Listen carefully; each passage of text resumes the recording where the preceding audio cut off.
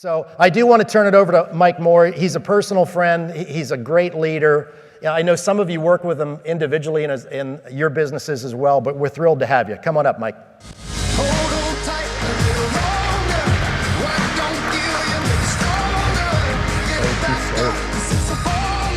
Thank you. I get asked all the time if I get nervous before I speak, and I don't, except to you guys. Because I've gotten to know you guys enough, and I came from this industry, and I've got so much respect for the leaders that are in this room that you guys actually make me a little nervous. Enough that I woke up at 3:30 this morning, changing stuff around, thinking about what am I going to say, what do these guys need to hear. Except, one of the problems we all have, all of us, because this room, anybody in this room average? Yeah, I didn't think so. See, all of us as leaders and all of us that have been successful have to guard against complacency and our success becoming our story that keeps us from opening our mind and getting better. I think it was Bill Gates was the first person I heard say the biggest enemy to your present and future success is your past success. That's going to give you a story, and we're going to talk today about leading by example, because whether you believe it or not, you're a role model. Anybody old enough to remember when Charles Barkley said he wasn't a role model? Okay. Yeah, except he was, wasn't he? If you're in a position of influence in any way, you're a role model. They're watching. And they're watching more than they're listening, aren't they? How many parents are in the audience? How many of you got kids? Yeah. What you do is more important than what you say, isn't it? Because they're watching all the time. And that's the greatest leadership position, is being a parent. So if we learn from that one and bring it down, then every year they're watching. John Wooden said every year his veteran players would come back and he had to reconnect and build trust with them. They had to decide they still trusted that he hadn't changed. And it's even tougher for us because we don't get any break. You guys going 365 days a year with the same people, so we get to see all our warts and all of our flaws, don't we? Because nobody's perfect. Nobody's perfect. No supermen, no superwomen. It's thank goodness, guys, that we have females on the planet, because they keep us from getting delusional if we'll pay attention. One of my favorite stories, Muhammad Ali, after the Zaire fight, got on the plane. Now, obviously, he's floating at that point. And the flight attendant walked down the aisle and said, "Mr. Ali, put your seatbelt on." And Muhammad said, "Superman doesn't need a seatbelt." She looked at him and said, "Superman doesn't need an airplane. Put your seatbelt on." Okay? So I've always realized that the more success we have, the more we have to watch out for the stories we tell ourselves. So we're going to talk about human nature today and our nature to get comfortable. You all realize, and most of you that have heard me before, we've talked in parts about our nature. And one of the things I love about technology and neuroscience and technology, studying neuroscience today, is that we can watch the brain more and more and more. All of you heard about right brain and left brain and grew up with all that? Yeah. They just tracked the first thought that jumped neural pathways from the right brain to the left brain. So everything we've learned about right brain and left brain is now defunct. Thoughts don't stay on neural pathways. But we get our brain confined by our thought process. We have lots of biases, and we're going to talk about them, but we have lots of biases as human beings. Anybody know that 80% of the people that buy a self-help book never open it? 80% of the people who buy a self-help book never open it. But it's worse than that. 93% of the people who open it only read it until they find the first thing that agrees with what they already believe. And then they close the book, because I'm okay. Because we wake up as humans to be comfortable, not to improve. It's not the way we're wired. We're created to be extraordinary, but we're wired to be mediocre. In fact, we're wired to be below mediocre. Abby and I were laughing before, and I've said it before, but 2 years ago, Harvard Business, after decades of teaching in business that if you leave people alone, they'll grade in a bell curve. They'll fall in the middle. Well, that made business pretty good. What I'm going to do is I'm going to hire a bunch of people, get rid of my bottom feeders, and I'll have average and upper people. Except 2 years ago, what they said is if you leave people alone, they don't grade out on a bell curve. Most of them are at the bottom, a few fall through the middle, and then very few at the top. So that it's spurred as well. There's a book called It's the Manager, and it's an interesting study, because now what they're saying is, and it's interesting only, and now they're saying we've gone through all of these process and quality management and total quality management and technology to improve our businesses, and now we're in the age of the manager. It's all about coaching people. I think the interesting thing about the book is they're saying now we are.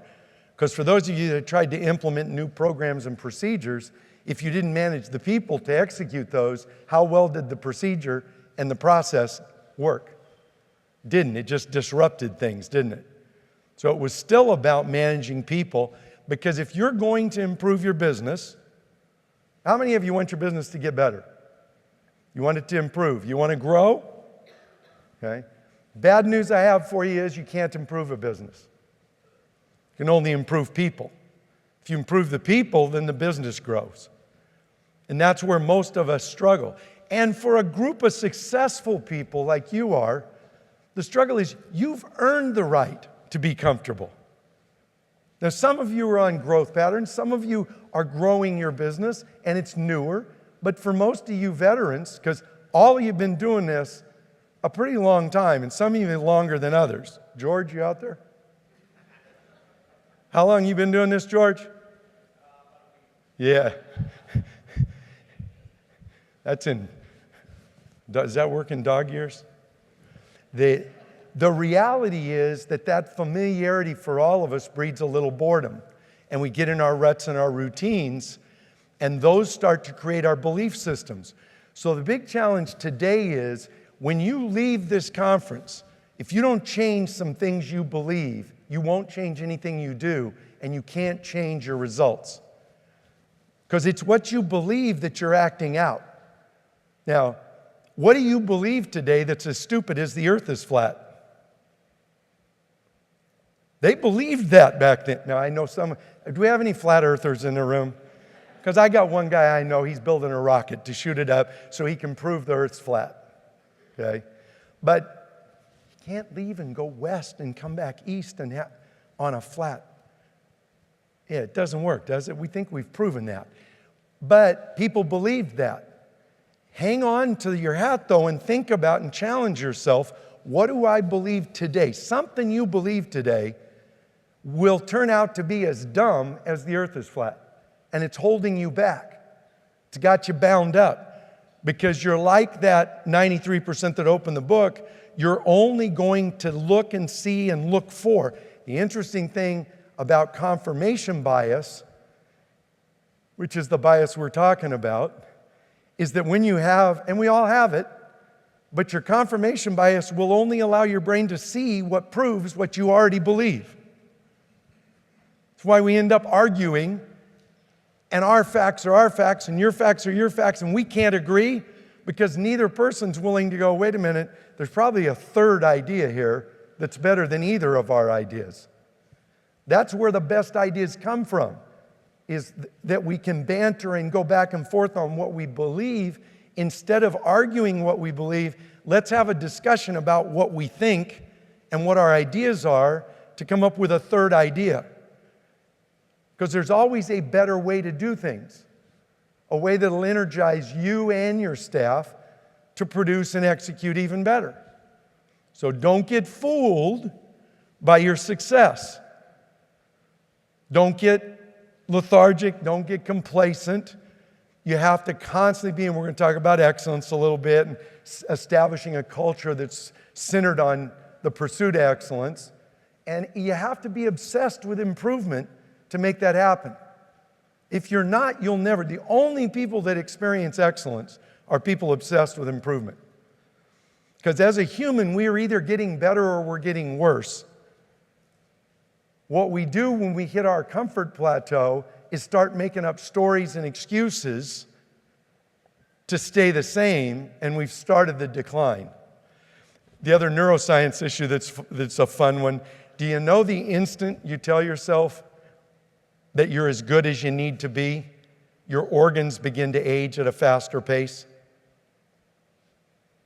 That makes sense because the body's being run by the mind, and the mind says, okay, I've learned enough, I'm done. So what did you just tell your body? And it's over. We don't think about it consciously. No, I've hit my comfort zone and all I want to do is maintain this status quo. Just maintain my lifestyle. Just maintain and enjoy the rest of my life. But it's interesting that the only thing that will make you happy is constant progress, your own personal progress. And to do that requires you to challenge yourself. It requires you to step outside of your norm. Now, in this room, anybody know who that is with a number 2 on him? Who is it? Brett Veach. You win. That figures, but you still win. Only somebody from Kansas City would know that Andy Reid reports to Brett Veach. Number 2 guy in the Super Bowl winner, only one person here knows him. Your group that you brought, how many ones are in the room? How many owners in the room? How many number 2s in the room? Okay. How many 3s in the room? And we're not done. I only went to those because then there's assistant coaches, managers, and then there's the players, right? But all of you, when I said you're a role model, all of those are, and maybe even more important is the way this group is a role model. How do the 1s, 2s, and 3s work together? Think Lamar Hunt walks in the locker room and changes what Andy Reid said to the players? Think that happens? How often would that happen? We did a session on number 2s and hiring your number 2. Jeff and I did a few years ago. And one of you that was here was a football official that was a referee or football official on Friday nights in high school. Is that person here again? Here? Yeah. He said, I've never met a coach on the sideline that thought he was a 2. And I said, that's because that sideline belongs to him. That sideline is only his. And the 1s don't get to come on the sideline and do that. That was part of my lessons growing up as a coach's son in a locker room, is to watch how a locker room works and watch what locker room leadership's about. My dad had to report to a superintendent of schools. I mean, he was the athletic director and the head coach, so he didn't have a 2. He was the 2 and the 3, but he still was a 2. And then he was a 3 on the sideline because he had to report to himself as the athletic director. So he could fire himself if he wasn't successful. Or he could put up with himself and wait until they fired him. But how does your management team act as a role model? How in tune are you together, and how much do you support each other? No question. I used to always tell my owners, I was raised to be a 2 and a 3. That's what I was raised to do, to coach. But I used to always tell my owners when we were going through that, hold me accountable, let me do what I do, and if you don't like it and I'm not doing what you do, and tell me in private, if I can't do that, fire me. 2s and 3s, you're on the hot seat now. Perform, take responsibility, or accept the consequences. But 1s, how many times, because most of you built your business, how many of you 1s had 2s and 3s when you started? There's 1. Anybody else? Most of the time we don't have 2s and 3s. We're starting and we're working our way. So now most of the people that were hired, who hired them? Ken, who hired them? You did. So if your 2 tells them something they don't like, what do? Yes. And now you get 2s and 3s with you, and your 2 or 3 tries to hold them accountable. Where do they go? Right to you, huh? Yeah, they put you on the hot seat. What are you going to do? How are you going to support your 2s and 3s? What kind of role model is your team, your leadership team? How are you making sure they know that you're in unity? Doesn't mean you always agree. We're going to talk about hard conversations. Because how many hard conversations do you have every day? You want to test the idea that we wake up to be comfortable? For most of you, as successful as you are, how many hard conversations do you have every day? Conversations that are uncomfortable that you don't want to have. That's a great testing point for, am I still doing what I need to do? Okay? So we're talking about, as a human, getting out of this comfort zone. Because, hey, some of you have heard me say before, I'm a recovering people pleaser. I had to recover before I could execute on any of what I had learned. Because if my goal was to please people, I couldn't serve them. To Jeff's point about being service and servant-oriented and servant leaders, I couldn't, because if you're pleasing someone, you can't help them do what's best for them. It's impossible to. It's too hard. It's too uncomfortable. It's the reason. We got millennials in the room? We got any millennials? How many of you frustrated with millennials? Okay? Go home and look in the mirror. You raised them. Okay? It was not a millennial who came home at 9 from soccer and said, we're all going to get a trophy. It was a boomer that made that decision. So it was leaders not being willing to have the hard conversations that started making things softer and easier so that it would be easier and more comfortable to lead. So how often do you have those? How many times do you step out and do something that's uncomfortable? It's not the way we're built as humans, as I said.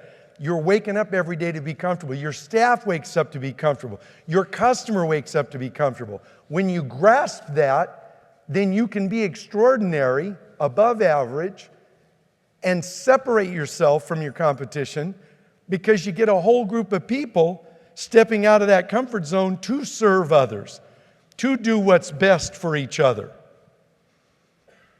How many of you can write a one-page bio about the person, every person that works for you? You know them well enough that you can write a one-page bio about everybody that works for you. It's a great exercise. Your employees can't do it about each other. I mean, I'm watching that every day when I'm working with companies. Leaders, and a lot of them now, if you get big enough, you're not hiring them, but you need to know them. If they're going to end up trusting you, if they're going to end up believing in you and following you, you better know who you have. What's the golden rule? Do unto others as you would have them do unto you. You know what we do in the West with that? I'm going to treat everybody the way I want to be treated. That's a narcissist. I'm just going to treat all of you like I want to be treated. No, how do you actually want to be treated? Don't you want somebody to get to know you and know how you want to be treated and then treat you with the respect and the way you want to be treated? Any of you ever read The 5 Love Languages? Yeah, I got lots of friends that use that as an excuse to treat me in a way that makes me uncomfortable. Well, that's my love language. I'm a gift giver. Well, guess what? I don't want any more gifts, and I don't like the gifts you give me. Right? A, you're too cheap. B, your taste is bad. It could be any of that. Or I'm just a tightwad and I'm not going to respond back. You remember Sheldon? Big Bang Theory? You know when you give me a gift, you've obligated me to reciprocate in the exact same amount. Okay? So if you're going to treat me the way you want to be treated, you got to get to the core of that.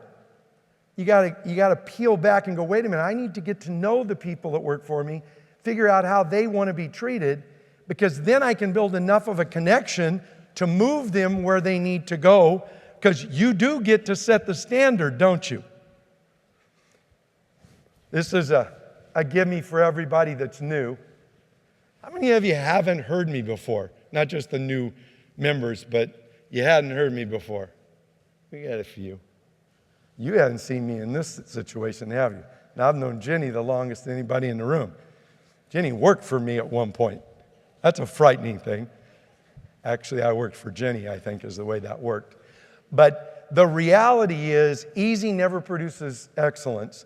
But again, the way we're wired, we're looking for the easy way. Your staff drives to work every morning.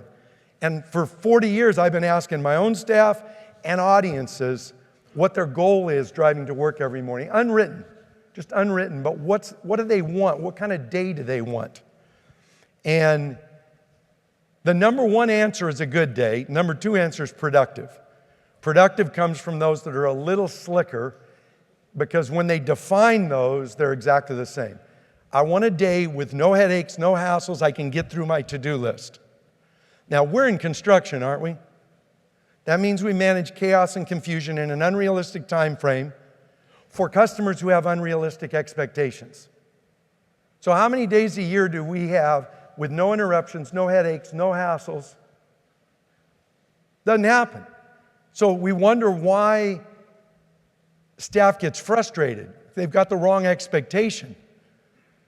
They're driving to work hoping, and in this day and age, they're getting emails first thing in the morning, aren't they? In our business, what's the email you get that was sent last night that you look at first thing this morning? What's it say? Yeah, it usually isn't, "Thank you so much for all your hard work." It's usually, "They didn't show, it's coming up, it doesn't work." It's a complaint. So now I'm waking up wanting a good day. And we have to catch ourselves. This is lead by example. When you're driving to work, and then have 3 really miserable days in a row.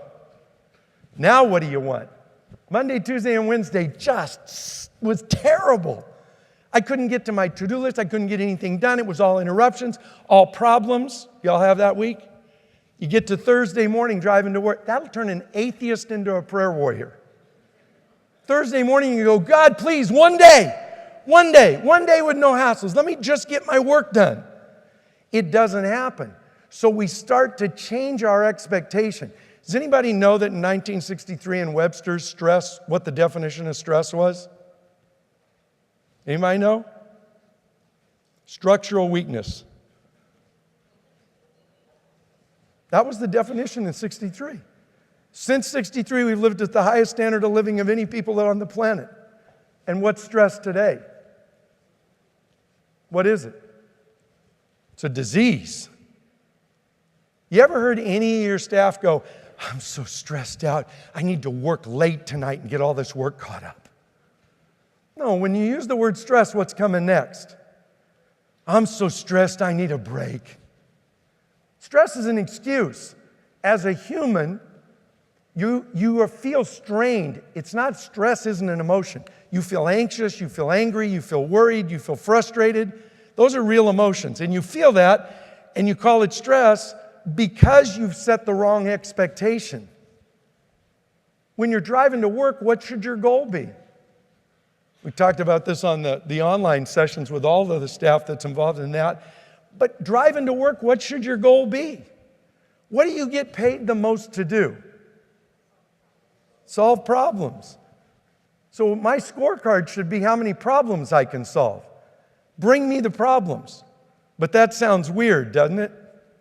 As a human, I wake up and see, we don't from little, we don't do that, do we?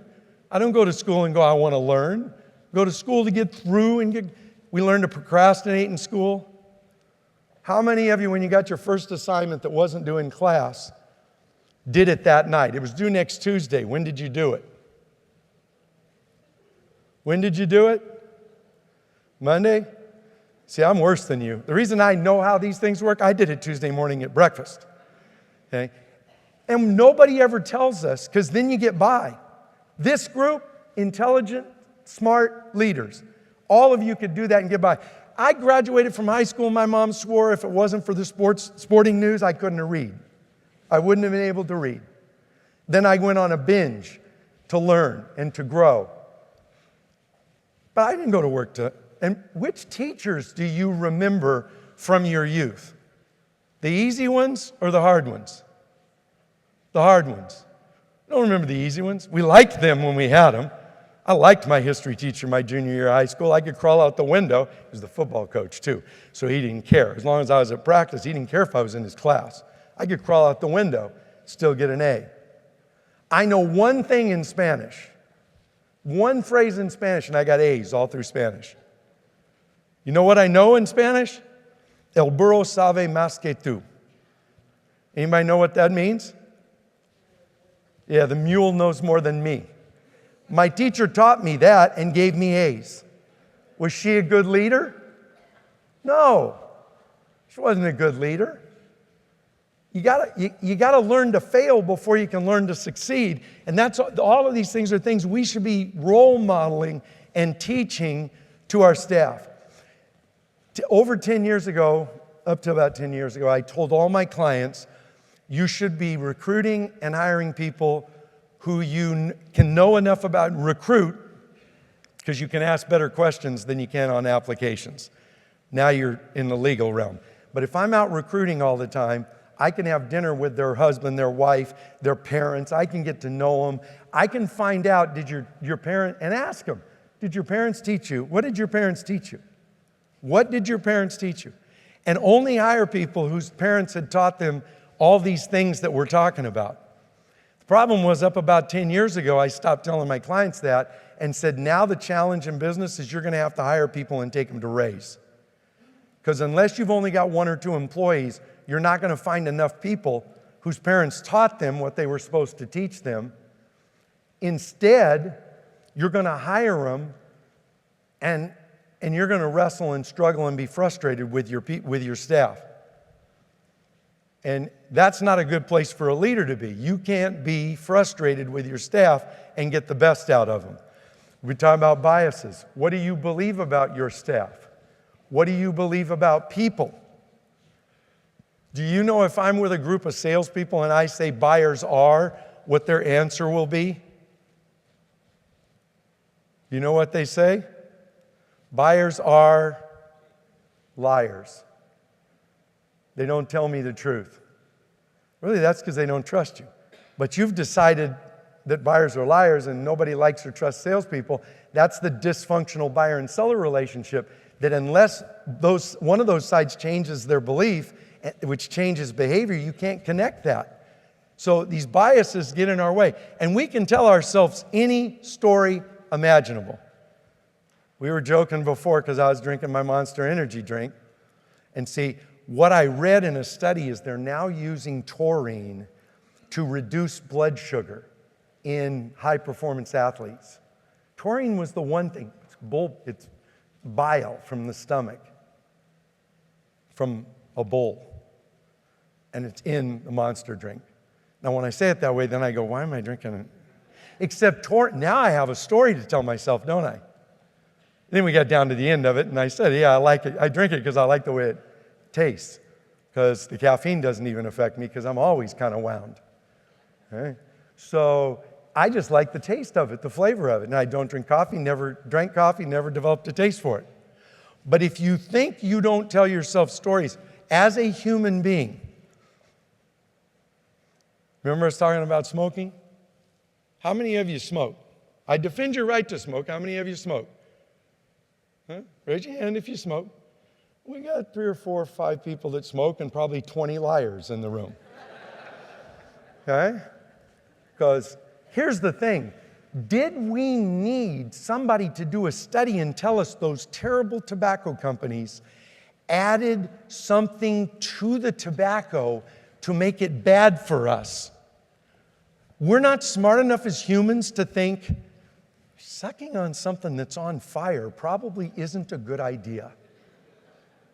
But we can make that up. We're the only animal species that would do that. Think about that one. That's just this wiring of your brain and your biases and your belief systems that you've got to challenge, and nobody can really uncover them but you. What do I believe that's getting in my way? We can, and next time you're frustrated with another human being, just remember they come from the only species that would suck on something that's on fire. That'll let you go. Okay, I get it. We're just stupid as humans.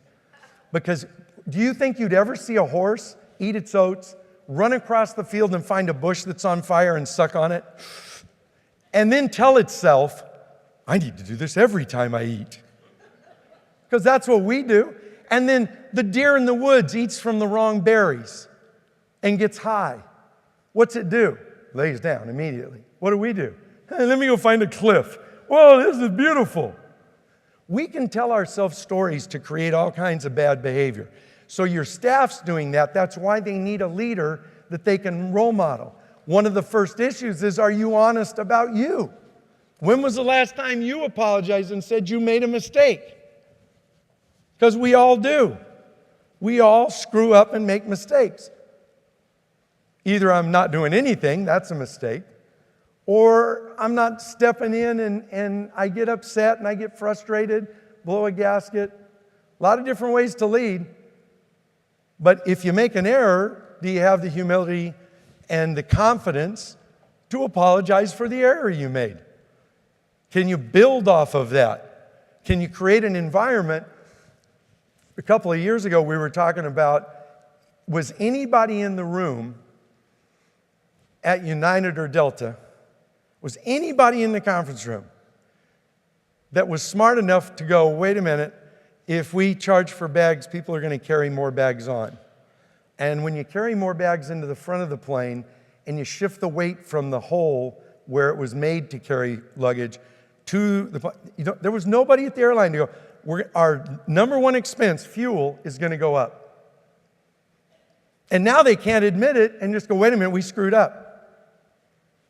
We screwed up. And I said, was there nobody smart enough? And of course, Abby, like Abby is prone to do, said to me, do you think it was that they were not smart enough or the leadership had quit listening? And so that, because when leaders stop listening, if your belief system doesn't allow you to listen to everybody and every idea, what do you think your followers are going to do? What are they going to do? Stop talking. They're going to clam up. Now that feels comfortable because nobody is challenging me. So I must be a genius. Nobody's challenging me. Nobody that works for me has a good idea and has any ideas. And if they're not bringing you ideas, have you set up a structure to draw those out? To come up with, how do we get better? How do we improve? Where are the best ideas coming from? Now let's talk about this. Start to talk about being uncomfortable and getting to a place that's hard.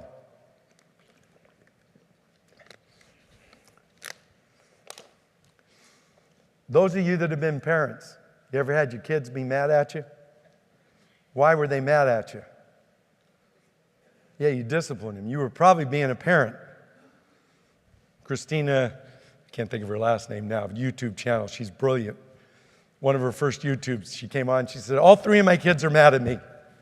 She says, all three of them are mad at me. You know why? Because I'm being a parent. And then she said, my 4-year-old, and she stopped and she goes, any of you out there that go, my 4-year-old's my best friend?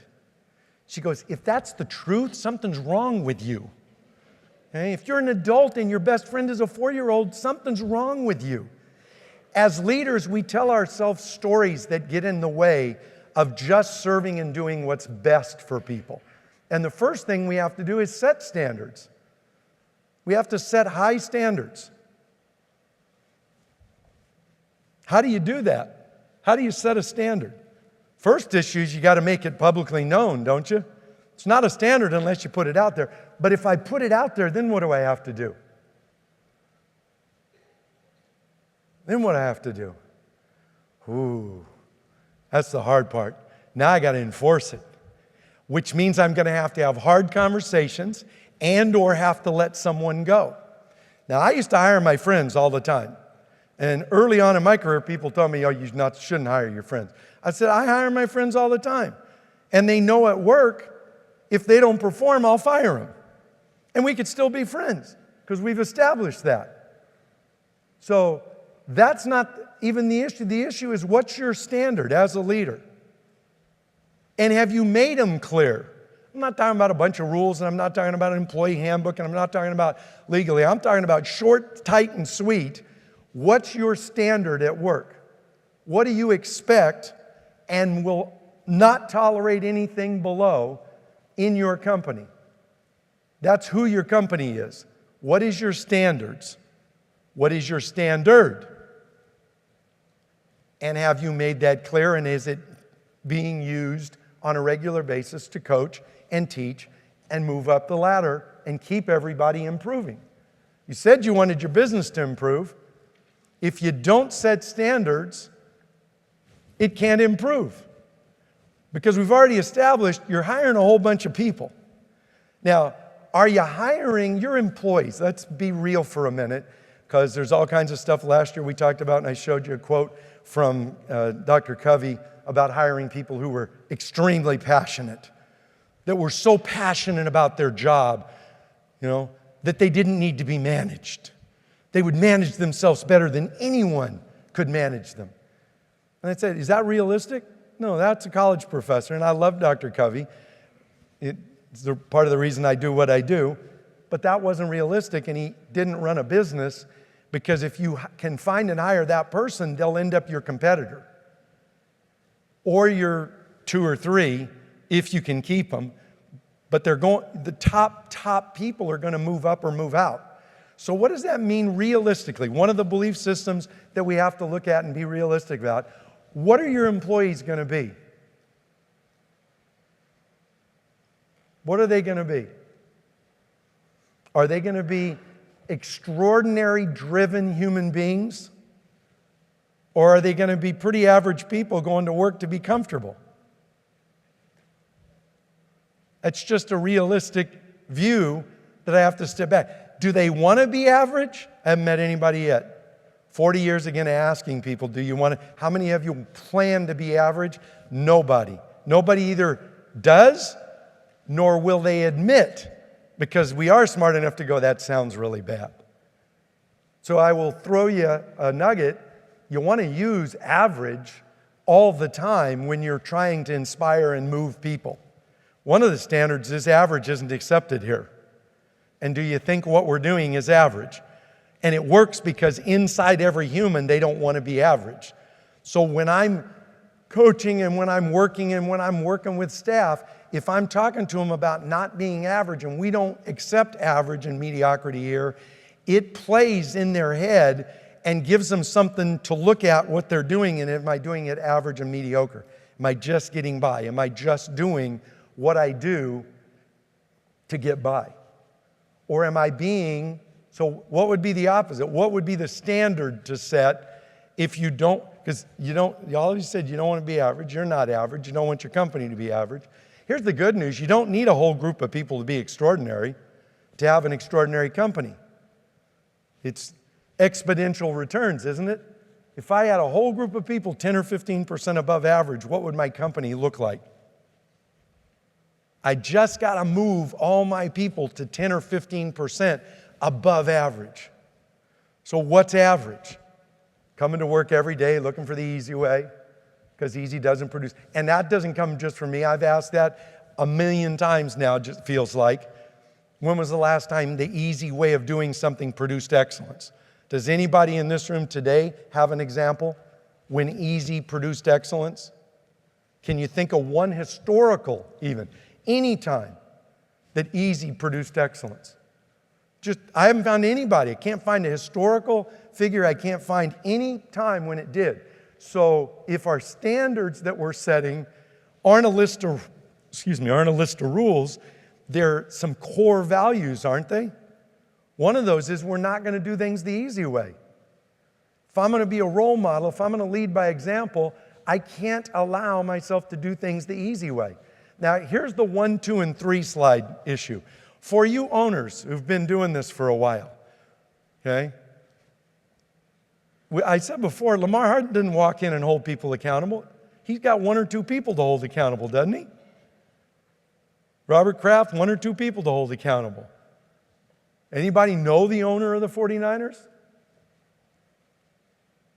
Anybody know the general manager's name? Yeah, John Lynch. our San Diego guy, okay? He and Shanahan are holding people accountable, not the owners. So you shouldn't have to. That's one of the things you've learned. One of the ideas is this: let the parents be the 2s and 3s. 1s, you get to be grandma and grandpa. If you're a good grandma and grandpa, you can never cut the legs off of mom and dad, can you? You can never contradict mom and dad. But you can be loved. Your name's on the check most of the time, or the person you've delegated. Let them love you as a 1 and be frustrated with the 2 and 3. 2 and 3's mom and dad.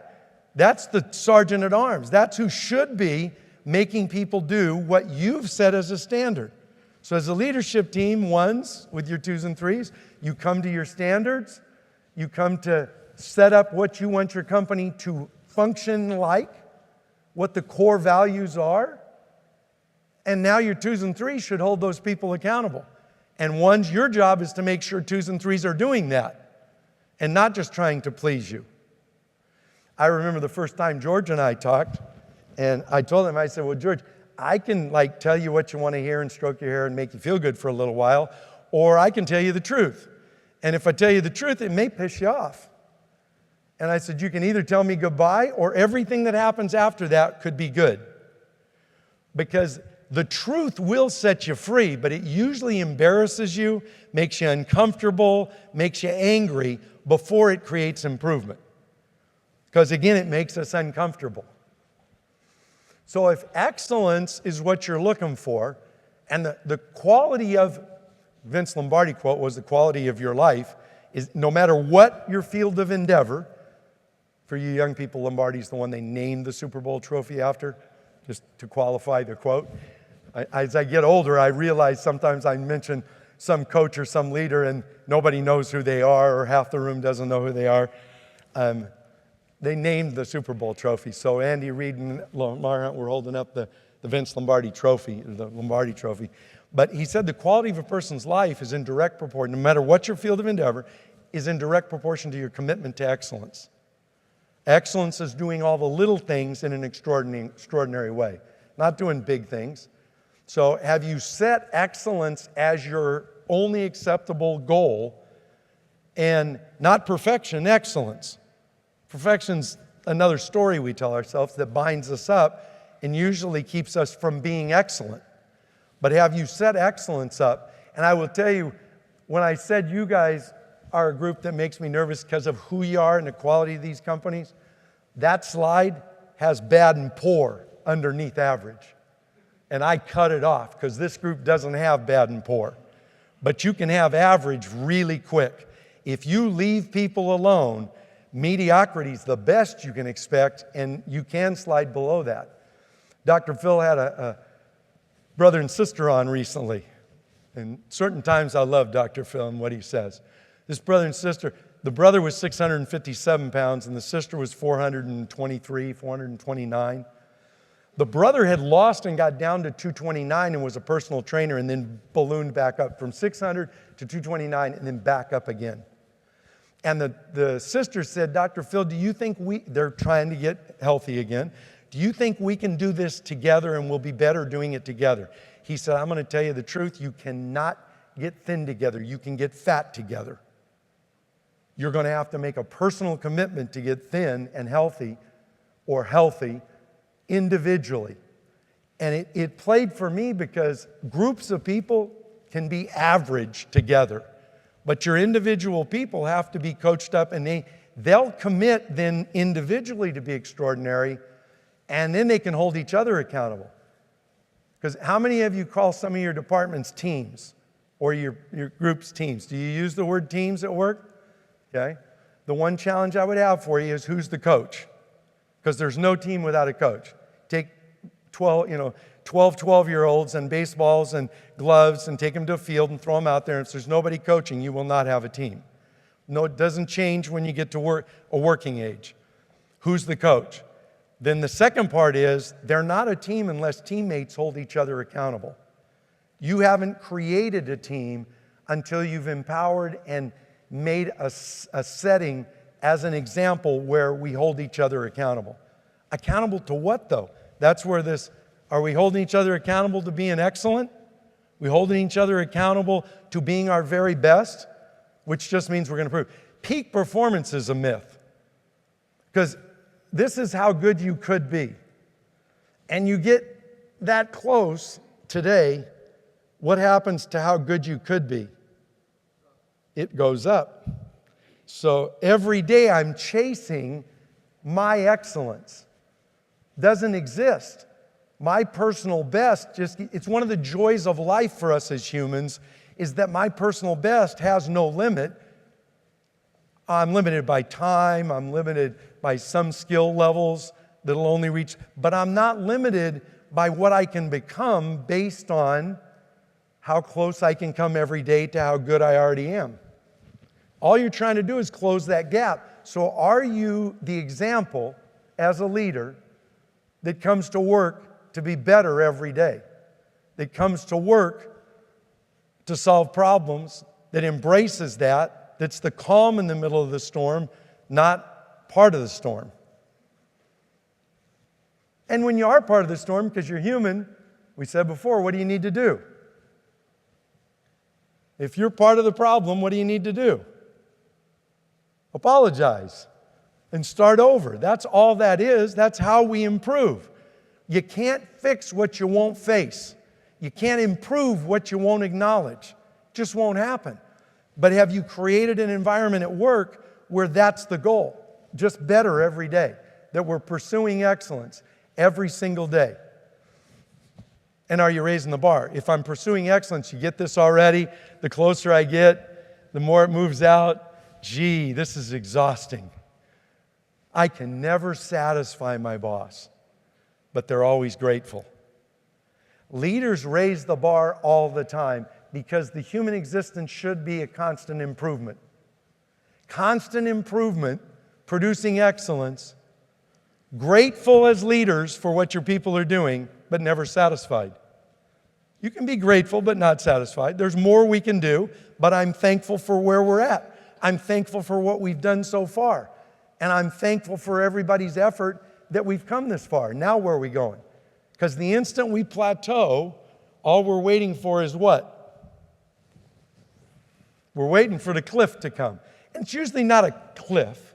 It's just a slight, subtle drag down until all of a sudden you're like, how did I get here? How did we get this bad? How did it get this bad? Why didn't somebody tell me? I don't know how many times I hear that. Have any of you ever let an employee go and had the employees that they work with then say to you, well, it's about time? You ever have that experience? Number one question I get asked, I think, on a regular basis is, how do I know when it's time to fire someone? And I always remind people, whoever you're thinking about, you're 6 months too late. Because you're thinking about somebody that's driving everybody nuts. And again, either your people pleaser is coming out or you're just avoiding that difficult conversation. You're avoiding it. How many times have you talked yourself out? Driving home, you were frustrated with someone and you were going to deal with it tomorrow. And tomorrow morning, driving to work, you talk yourself out of having that hard conversation because it was me and I was just overreacting. You ever have that one? You ever do that? Yeah. It probably wasn't you. Now, it's okay. It's okay that 1 out of 10 times it's you.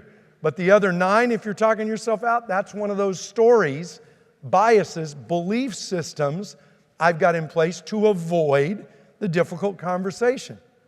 So I've got to find a way to challenge myself every day.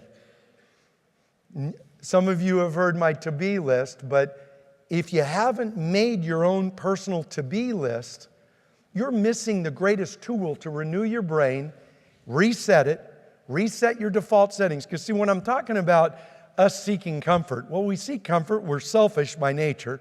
If you don't think that, what's the first word a 2-year-old learns when they play with another 2-year-old the first time and they have one toy? Mine. Okay? We're built with selfishness. And it's not in our best interest. And we've already established, if we're a species that can suck on something that's on fire, then we don't think of what's best for us first, do we?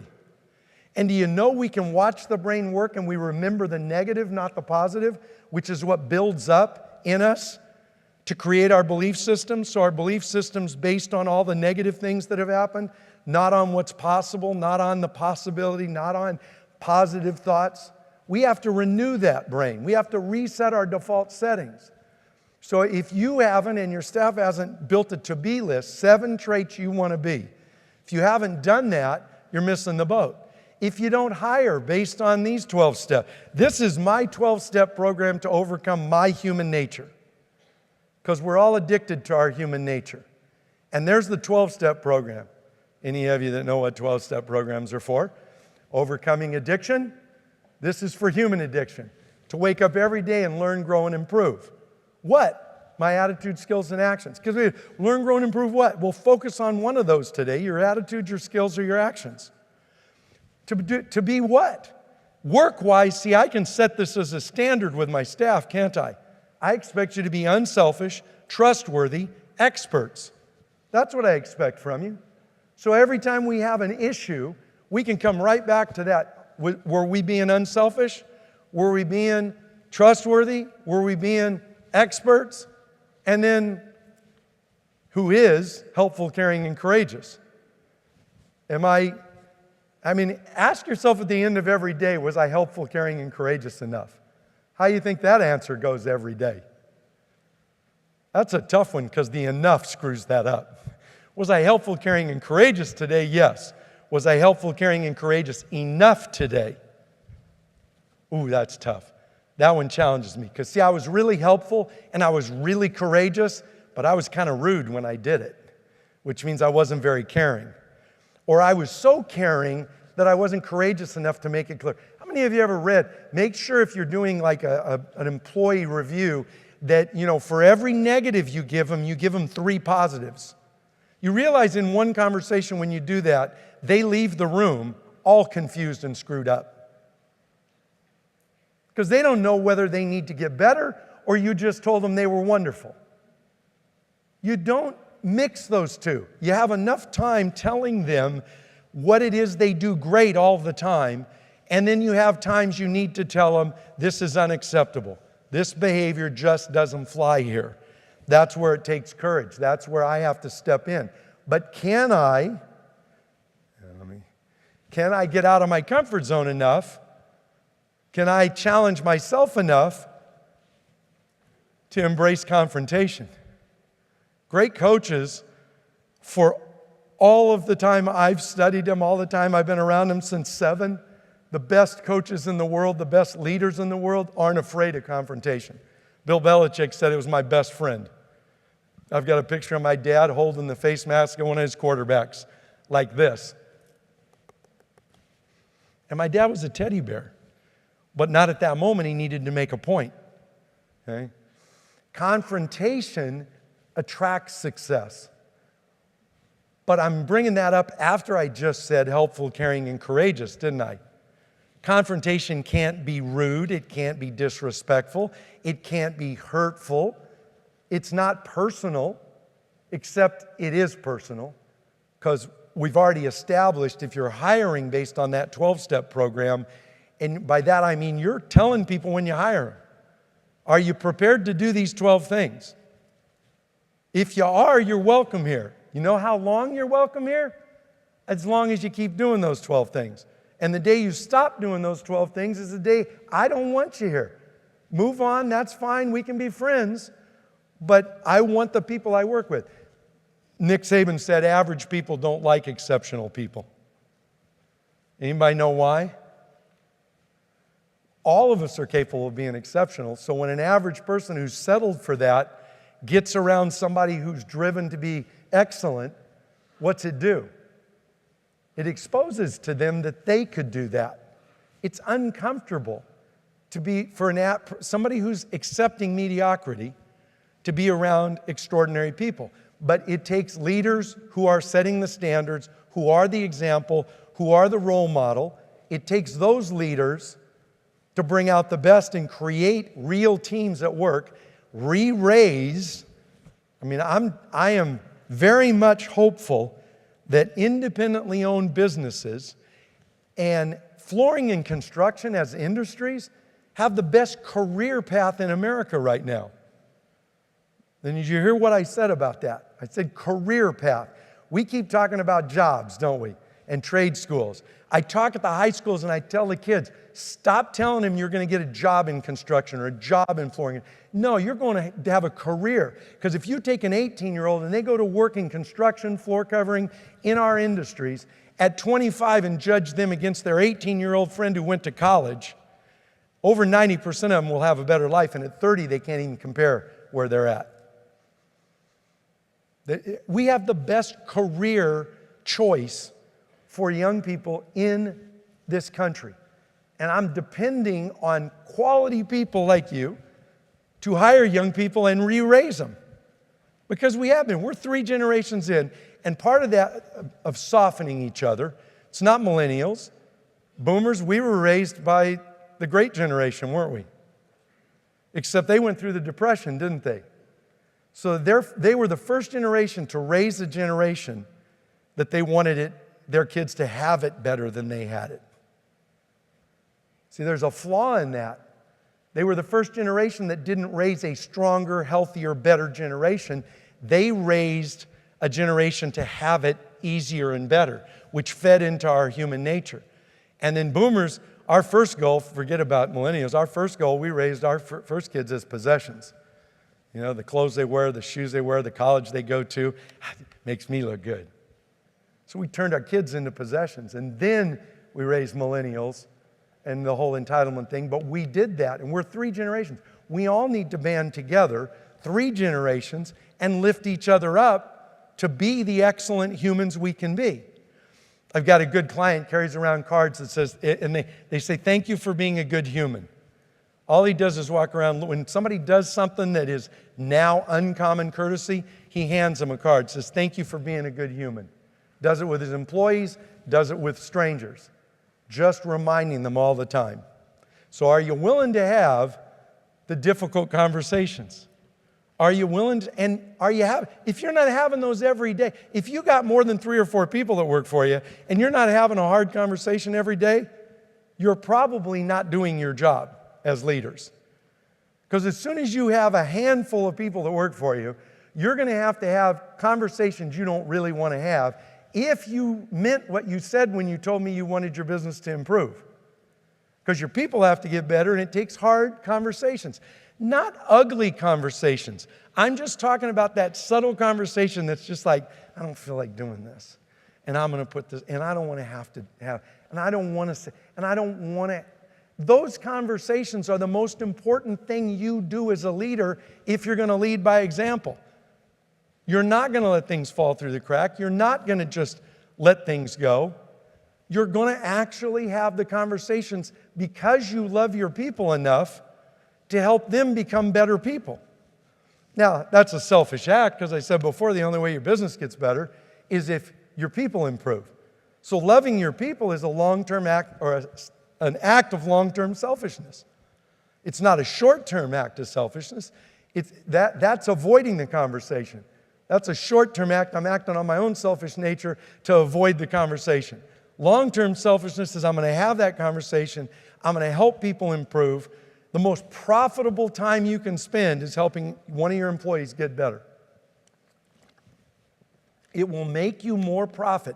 The funny part is quality of a company's service, quality of their people, their interaction, the working environment. It's so many times it's been proven those are the most profitable companies. And when those profitable companies start to lose profit, and we're in a tough business that's skinny margins to start with, isn't it? We talked about Pepper 2-3 years ago, the robot and technology, and I said, hey, one of the good things is we're low on that pecking order because our margins are so skinny. Why would anybody want to disrupt us? They don't want to really disrupt us. They can't make enough money at this. Well, there's things happening, and there's technology that we're all looking at. But do you know there's over 25,000 Peppers working in retail today, in sales and customer engagement? And the first studies back, sales are 35% higher. 35% higher, because we're afraid of having the hard conversations. Amazon's not disrupting retail. Unmotivated, uninspired employees are. That's what's disrupting retail. You go to a retail store and then nobody working there cares, because retail management went to work there part-time in college, stayed there after they got their degree, moved up, and they got comfortable. So we're not teaching those people how to engage at a retail level, and so now it becomes easier, faster, and I don't want to go. We got housing going in all over. Did you just see that Forever 21 was just bought by two of the largest mall owners? Because they occupy so much space, the two mall owners didn't want them to go under, so they bought them. Well, that's going to work really well. Okay? Two mall owners are going to now be one of the larger retailer chains in America. Well, that's just short term, and they've thrown good money after bad. You're going to have to build trust. We talked about this all the time in the past, and most of you know I wrote a book with a general contractor as a co-author called Build Trust, and we have to build trust because it's the only currency that allows good transactions, human to human and business to business. So all of this that we're talking about, all those difficult conversations that you have, build trust.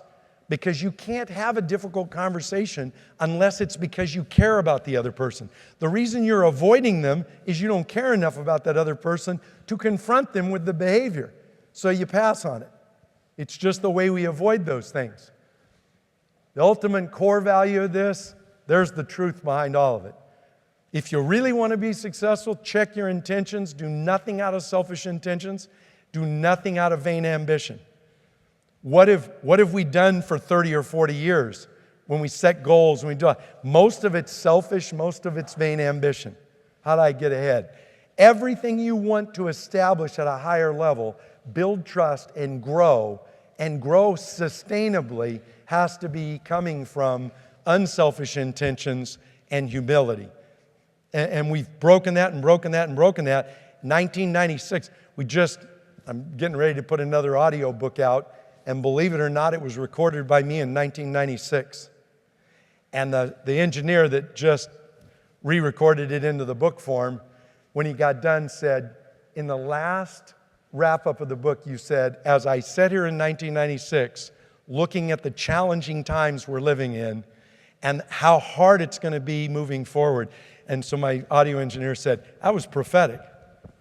I was talking about what we were going through then, but it hasn't gotten better because we haven't faced up and been the right role models. We haven't made excellence the focus. We've made selfish intentions and vain ambition. This quarter is profit. This year's profit. Can we step beyond that and go, I can raise all that faster and better by improving my people? Because I can. The audiobook's finally out, and Janelle didn't make it because she was waiting for the audiobook with Dreyfus, and Dreyfus read our audiobook. It's kind of weird to hear him. I think I told you that it was coming. And there is a tape series now that will be available. Don and I will talk, and Jeff, and we'll send out some notifications because it's a 27 series. You could hire me and have me come to your business and do these 27, and you're more than welcome to do that. Cost for that's $49,500. Or you can get the 27 tape series, the videos, for $5,900. So, and that's yours. And that $49,500 is at your guys' discount that he already beat me up on for you guys. This is the bottom line today to remember, and I've said this before, but it's been quite a few years. As a leader, you're the lowest form of behavior you tolerate. That's your standard. That's who your people see you as. When we go to conferences and markets, I get around people all the time and they want to tell me their average sales people, their average employee, their top people they're talking about, their award-winning staff. And I always stop them and go, tell me who your lowest employee is. What's the lowest performer you have? Because that's who you are as a leader.